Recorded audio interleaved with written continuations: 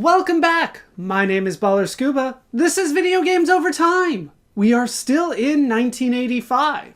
Today, we're going to talk about American football. American football, perhaps more than any other sport, is one that is difficult for people to learn if they did not grow up around the sport. It uses a lot of unique terms, a lot of unique rules, and has a lot of players on the field to track at the same time.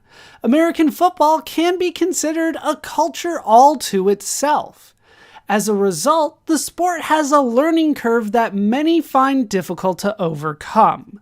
However, American football is integral to the history of video games, so it is worthwhile to introduce ourselves to the sport as we go through the history of video games. The history of American football starts with other forms of football. There are several different kinds of football played throughout the Western world. Normally, these sports surround kicking a ball to score a goal, though the rules change drastically with each individual sport. These sports can be said to originate as far back as ancient Greece. The two main football sports that American football, or gridiron football, drew inspiration from are rugby football, typically known as rugby, and association football, known in the United States primarily as soccer. The first game of American football is said to be Princeton versus Rutgers on November 6, 1869. The two universities played a game based on the rules established by the London Football Association in 1863. The rules from this game, though, could also be considered closer to modern association football and is also considered the first collegiate soccer match in America. American football started to have some major divergences from other types of football, it is said, initially due to Walter Camp, a coach and athlete from Yale University. In 1880, he added rules to the game that would include carrying the ball like it is done in rugby, a line of scrimmage, downs, a snap, and blocking. Blocking in particular would be a rule seen as unique to this new type of football. As a result of his changes, he is considered the father of American football. Throughout the late 1800s, the game would continue to evolve, changing the rules, tweaking how to earn points, and updating the players' tactics. The game would spread through colleges throughout the country.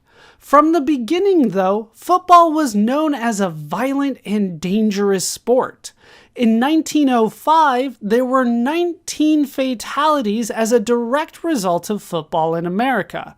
So, President Theodore Roosevelt threatened to abolish the game if the rules were not changed. 62 colleges and universities then got together at the end of 1905 to talk about those rule changes. As a result of those meetings, those schools formed the Intercollegiate Athletic Association of the United States. In 1910, this organization would be renamed the National Collegiate Athletic Association, or NCAA. The NCAA would establish new rules for the sport, including a forward pass, a wider field, a reduction of play time, the establishment of a neutral zone before the snap, and a penalty against roughing the passer. As a result of several of these rules, college football did become safer and the game was allowed to be played. The sport would grow quickly at the collegiate level, with the NCAA governing the universities and the rules. Universities would join in what were known as conferences, which would group universities together to have a standard schedule for their teams, improving their program and establishing rivalries. Professional football took longer to become popular. The first professionally paid football players are said to have been paid in the late 1800s, but the first professional football league formed in 1902, birthed out of baseball clubs who formed football teams. This short-lived league held the World Series of Football, but only for 2 seasons. It was in 1920 that the first long-lasting organization for professional football was founded. That was the American Professional Football Association, or APFA, based out of Canton, Ohio.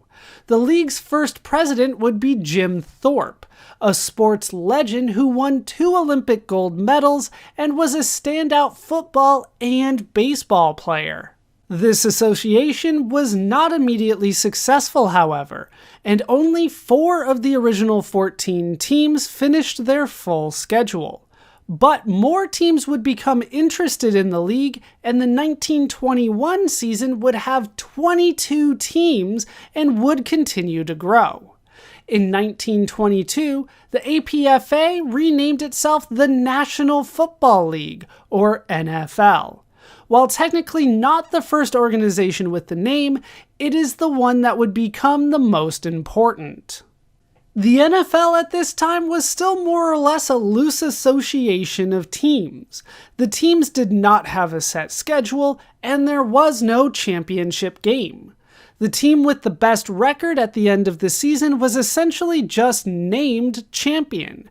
This caused several controversies between teams with similar records. That changed in 1932 when 2 teams ended the season tied for the best record, so a playoff game was held to declare the champion.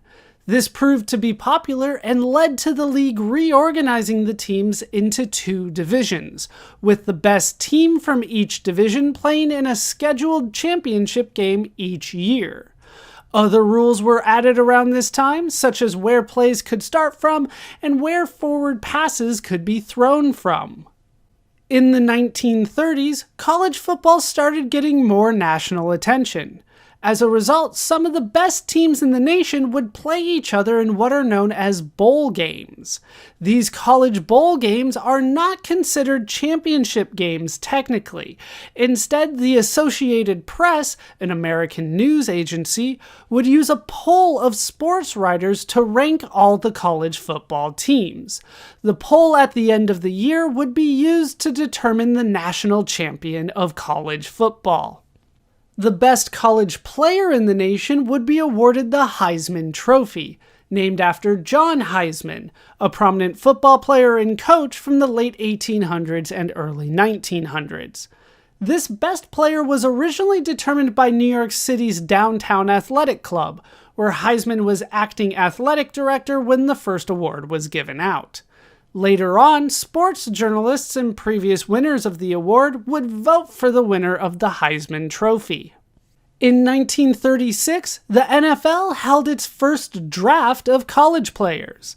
The idea was to give each NFL team a chance to sign the best college football players in the country, with teams in a decided order choosing which college player they would like to sign. This draft is often a way to rebalance the teams, with the worst team in the previous season often getting the first choice or draft pick. Despite the growing success of the league, individual teams would sometimes struggle to stay profitable. By 1936, 51 teams had gone defunct. The league would continue to struggle through the 1940s, with replacement players playing during World War II and other financial issues causing a shrinking of the league and another rival, the All-America Football Conference, or AAFC, establishing itself. The 1950s would be a much better decade for the league. In 1950, the AAFC folded, and 3 teams from that league were absorbed into the NFL. The other players from the AAFC were integrated into the NFL in a special draft. Also in 1950, one NFL team, the Los Angeles Rams, began airing its entire schedule on television. The players in the NFL formed a union in 1956, known as the NFL Players Association. The teams would also stabilize and become profitable, with the last team to go defunct doing so in 1952. In 1958, the championship game between the Baltimore Colts and the New York Giants aired nationally on television. Played at Yankee Stadium, the game has been called the greatest game ever played, with a tie at the end of regulation forcing the first ever sudden death overtime. The Colts would win the game, beating the Giants 23-17. This pushed the NFL to become one of the most popular sports leagues in America. College football would lose some popularity as a result of the NFL's rise. The help of television pushed the professional sport above the college sport in national attention. However, college football would remain one of the most popular sports in America, especially at the local and regional levels. In 1959, another rival to the NFL was formed. This would be the American Football League, or AFL. Technically, this would be the fourth league with that name. The AFL, fueled by the success of the NFL and their own television contracts, would be successful. It had 8 teams that would play 14 games in their season and would take half of the NFL's first-round draft picks in 1960.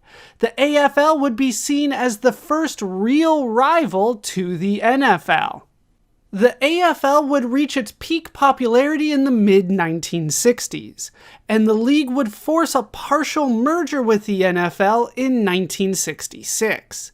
This merger would have both leagues sharing a common draft, and the best team from each league would play in a common championship game, known as the AFL-NFL World Championship. After 2 years, the game would be renamed the Super Bowl. The merger between the two leagues completed in 1970, forming a 26-team league in 2 divisions. Those divisions would be the National Football Conference, or NFC, with the NFL's teams, and the American Football Conference, or AFC, with the AFL's teams. Since the merger, the NFL has continued to grow in popularity, and by 1985 had become arguably the most popular sport in the United States. Another rival for the NFL was formed in 1982. This was the United States Football League, or USFL, which was founded as a spring league with a schedule that took place outside the normal NFL season. This league would make a splash in the mainstream media, drawing several television contracts and some high-level talent, but ultimately would be seen as failing by 1985, and several team owners were looking to merge with the NFL to salvage their teams. The USFL would ultimately fold in 1986, having lost over $163 million, over $450 million in 2023. That is a brief history of American football through 1985. The NFL dominates the sport at the professional level and is often synonymous with the sport. It is often considered the most popular sport in America at the time. At the collegiate level, the NCAA governs the sport. College football is also very popular, with some considering it the second most popular sport in America at the time. Keep in mind that there are a multitude of names and organizations, all with their own interesting histories that we do not have time to go over today. In 1985, the NFL was beginning its 66th season. Seasons typically start in September and run through December, with 16 games played by each team. The best teams will then play a series of games in a tournament known as the playoffs. The winners of each conference playoffs, the AFC and NFC champions, will then meet in the final championship game, the Super Bowl, typically happening in late January or early February. A week after the Super Bowl, the best players in the league, the All-Stars, play in the Pro Bowl in Hawaii. In 1985, there are 28 teams in the league, separated into 2 different conferences, the AFC and the NFC. Those conferences are each split into 3 different divisions, the East, the Central, and the West, though the teams may not be geographically located in a division that makes sense at the time. The winners of each division will make the playoffs, with the next best 2 teams in each conference also making the playoffs. These next best 2 teams are known as the wildcard teams. Each of the 28 teams in the NFL has its own storied history, full of owners, coaches, and players that are important to the team and worth looking into, although we will not do that right now, as it is not necessary for our purposes today. The NFL is technically a non-profit organization, which is financed by the individual teams. The head of the NFL, known as the Commissioner since 1941, hires league employees, negotiates television contracts for the entire league, and is responsible for disciplining teams and individuals for violating league bylaws. That is a brief overview of the NFL structure. Now it's time to talk about how American football is played in the NFL. NFL football is played on a football field, sometimes known as a gridiron. A football field is 120 yards long and 53 1/3 yards wide, roughly 110 meters by 49 meters. On each side of the field there will be an end zone. These end zones are 10 yards long and stretch the entire width of the field. Behind the end zone, there will be tall yellow goal posts. The bottom bar is 10 feet above the ground, and the uprights on either side are 18.5 feet apart. These are considered out of the bounds of play, but are important to the game. The field will have a multitude of lines and numbers and marks on it. These are to help determine distances, which is vital to the game. The numbers on the field are measurements in yards to the end zone. The arrow next to the number will show the direction of the measurement from that line to that end zone. There are lines across the entire width of the field every 10 yards, and small hash marks on the sides and 2 middle parts of the field every yard. The 0-yard line at the beginning of the end zone is referred to as the goal line. Football is a game won by points. The team with the most points will win the game. The main piece of equipment is the football itself. The football is an oval ball similar to the ball used in rugby. These are typically made of leather and inflated with air. Who has the football, whether the football is in play, and where the football is during a play is the most important part of the game. The football will determine the points for the teams. Because of the violent nature of the game, the players will wear a lot of safety equipment, including a helmet and pads. They will also wear special cleats on their shoes to get a better grip on the field. The team with possession of the football is the offensive team. The team without possession of the football is the defensive team. The offensive team's main goal will be to bring the football, while still in their possession, forward across the field as far as they can go, ideally into the end zone. There will be 11 players on each team playing at a time, so 22 players on the field for any given play. There are limits to how long the offensive team can keep possession of the ball. The offensive team must make meaningful progress moving the ball forward to keep possession of the ball. Football is played in confined pieces of action, or plays.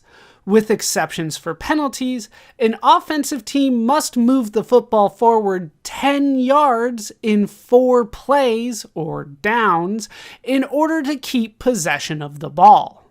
Every time the offensive team moves the ball at least 10 yards forward from where they started, the downs are reset, and the team has a new set of 4 downs to move the ball 10 yards forward again.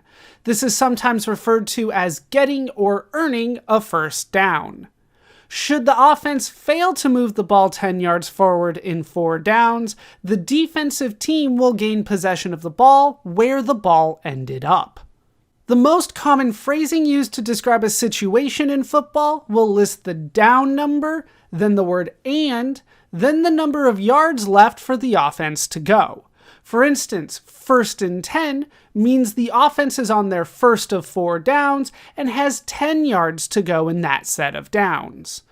3rd and 5 means the offense is on their 3rd down and has 5 yards to go.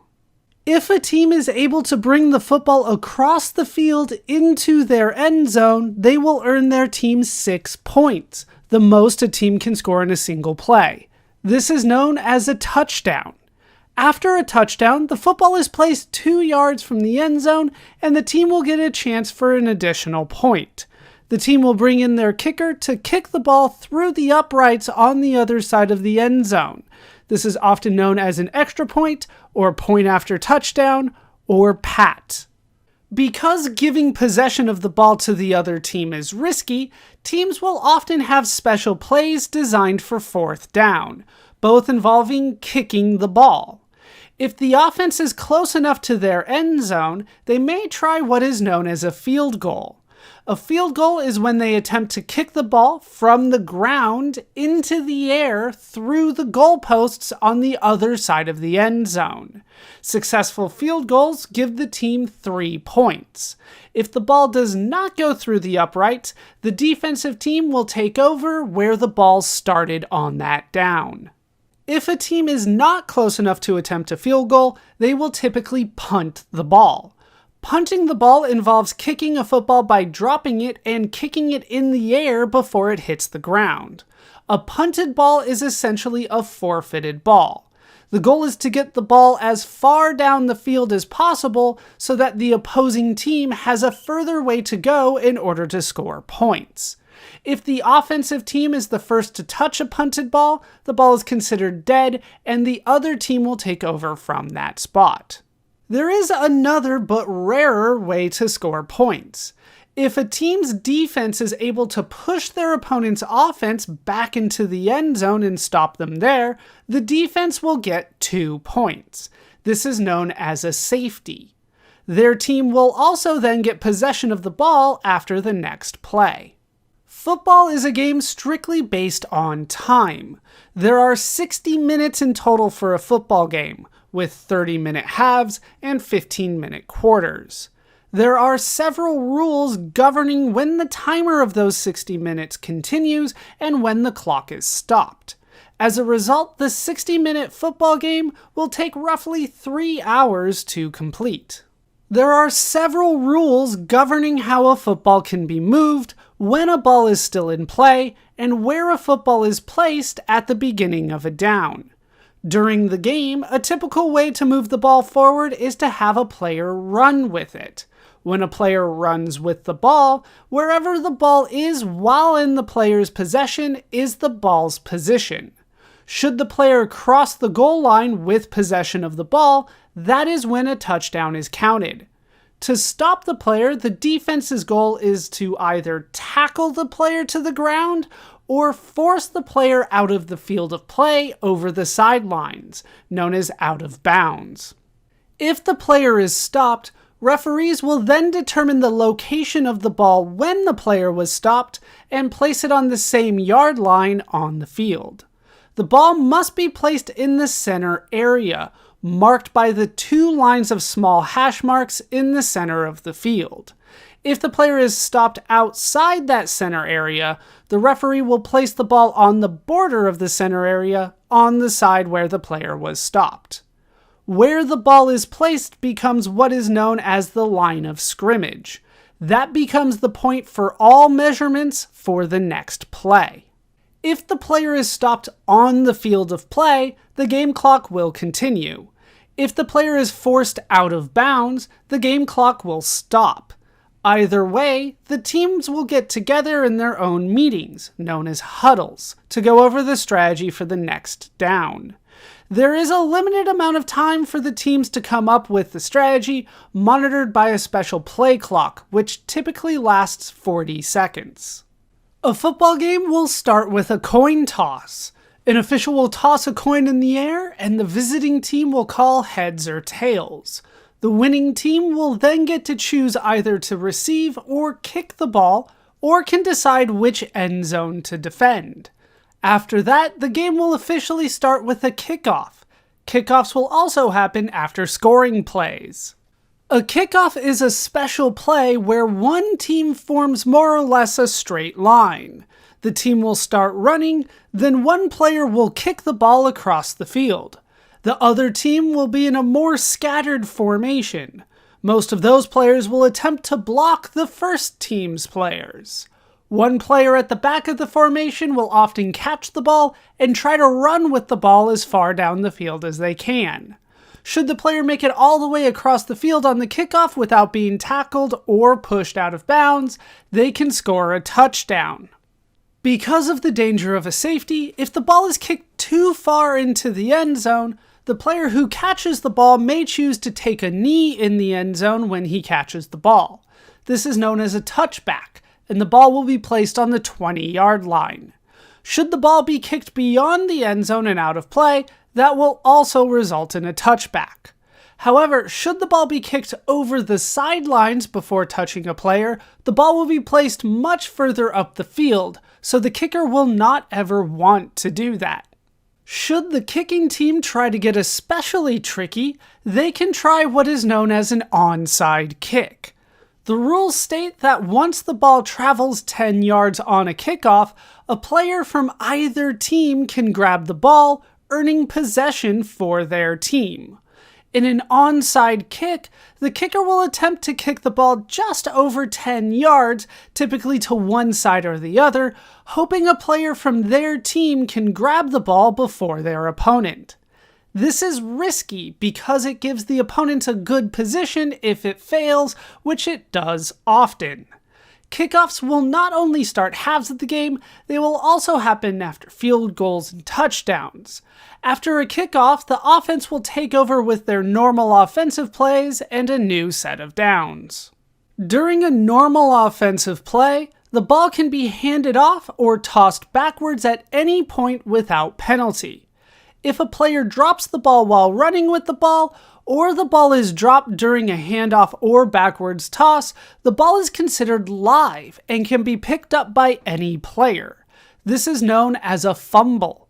Should the defensive team get the ball, they will get possession of the ball, become the offensive team, and get a new set of downs.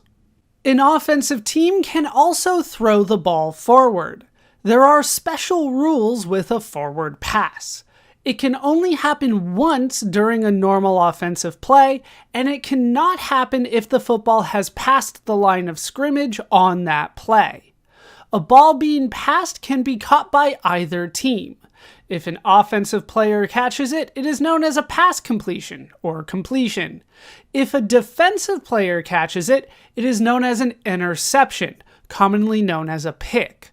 In order for these to count, the player must not have gone out of bounds during the play and must catch the ball and land both feet in the field of play. If the ball hits the ground or the player who catches the ball is not in the field of play, then the ball is considered dead. The game clock stops and the ball is placed back at the same spot where it started that play. Now that we have tried to go over the complicated way that the game of American football is played, it's time to go over the positions for the game. There are 11 players on each team on the field at a time. However, NFL teams can have 40 players on their team, at least in 1985, which means most players on a team will not be on the field at any one given time. This allows for a lot of specialization from the players and, as a result, a lot of positions. There are 3 main units on a football team: the offensive unit, the defensive unit, and special teams.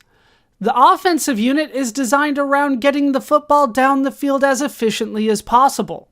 There are 2 main groups of the offensive unit: the offensive line and the backs and receivers. The offensive line will have 5 players on the field during an offensive play. Their job is to block the defense and set up the play. Under normal circumstances, the offensive line is ineligible from receiving the ball. Arguably, the most important offensive lineman is the center. The center is, as the name suggests, typically the center of the offensive line. It is the center that will touch the ball at the start of every play.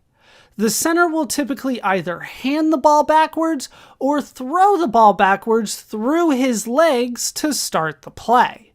This is known as the snap. Once that is done, the center will then block the defense like a normal offensive lineman. On either side of the center will be the guards. They are often the ones most responsible for attempting to position the defense in a way that makes the offensive play function best. These players will also be known as the right guard and left guard if a player prefers or does best on a certain side. On the outside of the guards will be the offensive tackles. Offensive tackles will try to hold defensive players attempting to go around the offensive line. They typically will have more skill than the guards, since players that the tackles miss can often hit their teammates from behind. Behind the offensive line is the quarterback. The quarterback is arguably the most important player on the offensive unit. The quarterback is responsible for receiving the play from the coaches on the sideline and communicating that play to the other players in the huddle. When the center snaps the football, it is almost always the quarterback that will receive it. It is the quarterback that may change the play once the offense and defense take their formations. This change, often yelled in code words loudly to his teammates, is known as an audible. The quarterback will be the one to determine when the football is snapped, typically planned during the huddle. It is the quarterback that will almost always start an offensive play. The quarterback will have 3 options when the play starts. He can run the football himself, known as a quarterback scramble. He can hand it off or toss it backwards to another player to run, known as a running or a rushing play. Or he can throw a forward pass to a player up the field, known as a passing play. Because so much of the offense goes through the quarterbacks, they are often the highest paid and most popular players on the team. Occasionally behind the quarterbacks, depending on the formation, there will be running backs. Running backs are typically the players that the quarterback will hand the ball to during a rushing play. Depending on the formation, there can be no running backs on a play, known as an empty backfield, all the way up to 3 different running backs on a single play. The main running back is typically the halfback, also known as the tailback. They are often skilled at dodging defenders to get the ball down the field. They are also able to catch balls during passing plays, typically on shorter passes if the other players do not appear to be good options. The other main type of running back is a fullback. A fullback is often larger and stronger than the tailback. Often the fullback will act as a movable blocker for the tailback. But the fullback can also run the ball himself and can catch passes from the quarterback. Often when a fullback runs, their specialty will be to power through the defenders instead of dodging them. For the most part, the players that the quarterback will pass to will be wide receivers. The wide receivers are typically positioned just behind the line of scrimmage outside the offensive line. They are typically fast and tall. They will run in predetermined patterns, known as routes, based on the play called. They will try to get away from their defenders, known as open, to be an easy target for a pass from the quarterback. Another player that the quarterback can pass to is the tight end. The tight end is a middle ground between the offensive line and a wide receiver. A tight end will typically line up next to the offensive line, so he can be used for blocking when necessary. Often, a tight end will block at the beginning of a play, then break away from the defender in order to get open for a pass. Outside of the 5 mandatory members of the offensive line, an offensive unit can line up with any combination of backs and receivers depending on the play and the situation. However, a standard play would typically have a quarterback, 2 running backs, 2 wide receivers, and a tight end. The defensive unit is also broken up between the defensive line and the backs. The defensive linemen, also known as rushers, will line up on the line of scrimmage, typically directly opposite the offensive line. Their job is to either push the offensive line back or get past the offensive line to tackle the player with the ball as far back as possible. There are defensive tackles, also known as defensive guards, in the center of the defensive line. Their job is to either get the quarterback or to stop a rushing play down the middle. If the quarterback is tackled with the ball behind the line of scrimmage, this is known as a sack, which is one of the main goals of a defense. If a defensive player plays directly across the offense's center, this defensive player will be known as the nose tackle. Outside the defensive tackles are the defensive ends. The defensive ends will often try to rush to the outside edges of the offensive line. This is to try to contain the offense to the inside. The defensive ends are often the ones who get the most sacks. The faster defensive end is typically placed on the right side of the defensive line, since that would typically put him behind the quarterback when he breaks through the offensive line, known as the quarterback's blind side. Behind the defensive line, but often toward the center of the field, will be the linebackers. The linebacker's job is to react to the offensive play and stop the offense from gaining too much ground. This can involve stopping a rushing play, trying to defend a receiver, or charging for the quarterback as necessary. Whenever a player outside the defensive line rushes towards the quarterback, it is known as a blitz. The middle linebacker, sometimes known as an inside linebacker, is typically placed in the middle of the field. The middle linebacker is considered the quarterback of the defense, typically in charge of communicating plays for the defense, and is in charge of the most responsibilities. To the side of the middle linebacker will be the outside linebackers. These linebackers will often line up either opposite a tight end or opposite where a tight end would be. If lined up without an opposing tight end, outside linebackers will often blitz the quarterback. To defend against the wide receivers, there are defensive backs, also known as the secondary.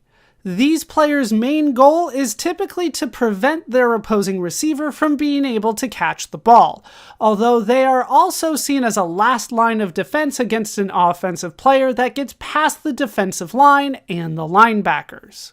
Cornerbacks are part of the secondary. They will typically play directly across from wide receivers. On top of preventing wide receivers from catching the ball, cornerbacks may attempt to catch the ball themselves in an interception. In running plays, cornerbacks will often attempt to push running backs either out of bounds or back to the middle of the field to be tackled by the linebackers. Behind all the other backs are the safeties. The safeties are also part of the secondary. They are often played back to prevent long passes, with the strong safety being closer to the line to help the linebackers, and the free safety further back to prevent the longest offensive plays. There are a lot of defensive formations depending on the personnel the team has available and the offensive plays the coaches feel they will see. Most formations are based on numbers. The two most common formations are the 3-4 defense, with 3 defensive linemen, 4 linebackers, and 4 defensive backs, and the 4-3 defense, with 4 defensive linemen, 3 linebackers, and 4 defensive backs. But there is also the nickel formation, where a 5th defensive back is used, and a dime formation, where 6 defensive backs are used. The third unit is known as special teams. Special teams is a term used for a set of units that are on the field during kicking plays, meaning kickoffs, field goals, extra points, and punts. Typically, these players are specialized in these plays, but several players will play for the special teams as well as either offense or defense. There is typically very little crossover between offensive and defensive players, though. Arguably the most crucial player on special teams is the kicker. A kicker will typically handle kickoffs, extra points, and field goals. These kickers will typically not do anything else and will focus all their energy on being able to kick the ball off the ground as far and as accurately as possible. To help the kicker during field goals and extra points, there will be the holder. The holder will catch the snap and hold the ball on the ground in position for the kicker.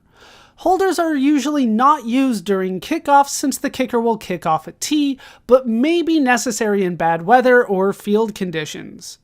Holders are typically backup quarterbacks or punters as they are known to have good hands and are unlikely to drop the snap.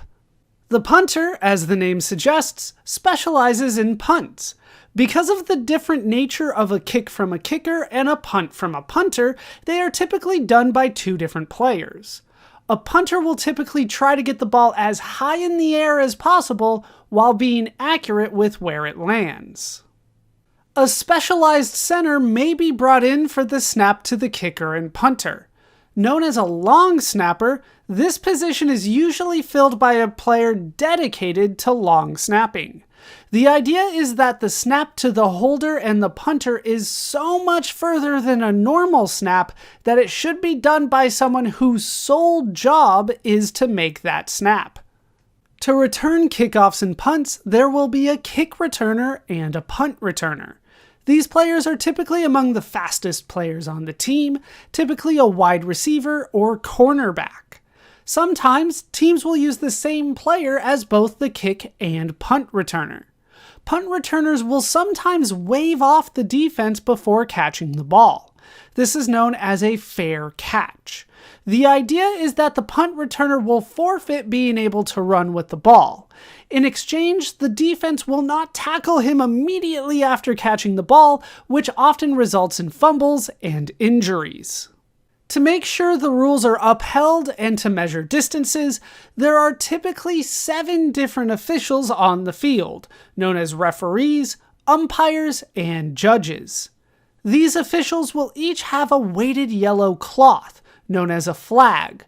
When there is a rule infraction by anyone on the field, the official will throw the flag onto the field. After meeting with the other officials, they will then announce, typically through a microphone and through hand signals to the camera and the audience, what the rule infraction was and what the penalty is. Typically, the penalties are a number of yards the ball will be moved and sometimes a loss of a down. There are so many penalties in American football that it is not worthwhile going into detail now.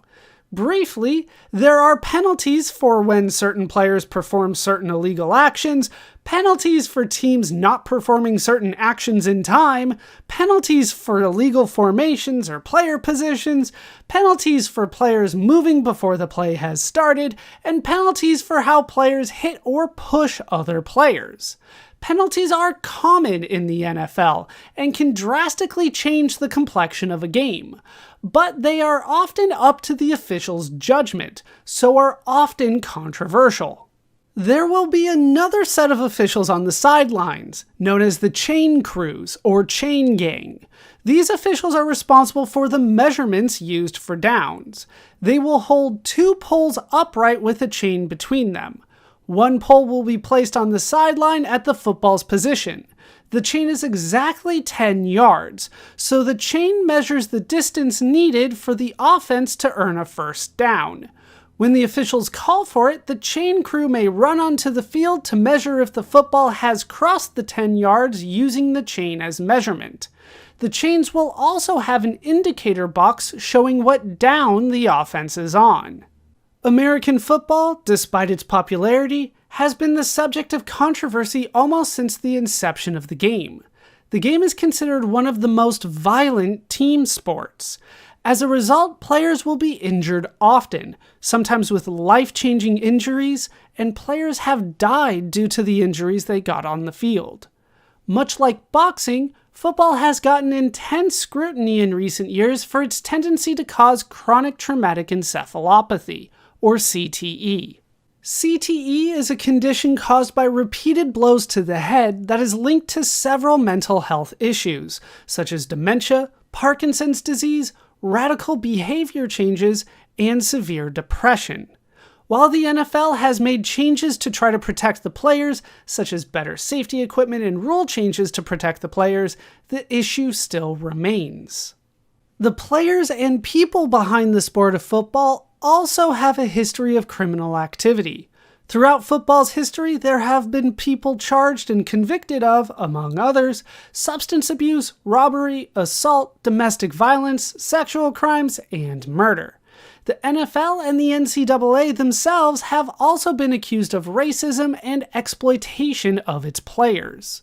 The amount of pay for NFL players, who make what some argue is a small percentage of what the teams make, has been controversial for decades due to the vast amount of money being made by the organizations and the dangers the players expose themselves to by playing. Through 1985, NCAA players not only did not get paid to play, but were also, by NCAA rules, forbidden to receive money or gifts because of their play. In the history of video games, American football has played a lesser but consistent role. While we haven't talked in detail about American football video games to this point, American football games have been present since nearly the beginning of video games. They have been prevalent primarily on video game consoles, with football games appearing on the Magnavox Odyssey, Bally Astrocade, Intellivision, both the Atari 2600 and 5200, and the ColecoVision before 1985, although arcade games also exist. To this point, though, the biggest American football game has been 10 Yard Fight, published by Irem in 1983. While sometimes popular, the video games often struggled to portray an accurate version of American football. That would change in 1985. That will do it for the story of American football for now. My name is Ballerscuba. This has been Video Games Over Time. Thank you so much for watching, and I hope to see you in our next video when we head for the sidelines.